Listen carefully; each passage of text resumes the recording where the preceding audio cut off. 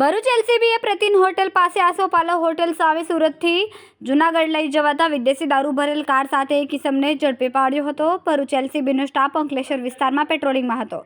તે દરમિયાન બાતમી મળી હતી કે સુરત તરફથી એક સ્વિફ્ટ ફોર વ્હીલર ગાડીમાં વિદેશી દારૂનો જથ્થો ભરી ચાલક અંકલેશ્વર જૂના નેશનલ હાઈવે થઈને વડોદરા તરફ જનાર છે। જેવી બાતમીના આધારે ભરૂચ એલસીબીએ પ્રતિન હોટેલ પાસે આવેલ આસોપાલવ હોટેલ સામે વોચ ગોઠવી હતી। તે દરમિયાન બાતમીવાળી કાર આવતા તેને અટકાવીને તેમાં તપાસ કરતા ડિક્કીમાંથી વિદેશી દારૂની 1489 નંગ બોટલ મળી આવી હતી। પોલીસે 7.20 લાખનો દારૂ અને 3 લાખની કાર મળીને કુલ 10.38 લાખનો મુદ્દામાલ કબજે કર્યો અને સુરતના સરભાણના યોગી ચોક સ્થિત મંગલમ રેસિડેન્સીમાં રહેતો ચિરાગ રસિક સુદાણીને પકડી પાડ્યો, જેને વિદેશી દારૂના જથ્થા અંગે પૂછપરછ કરતા મિત્ર રાકેશ શેખલિયાએ તેને જણાવ્યું હતું કે સુરતના સંજય ચાવડા વિદેશી દારૂનું વેચાણ કરે છે અને તે જૂનાગઢ સુધી વિદેશી દારૂ પહોંચાડી આપવાના 10,000 ટીપ આપે છે।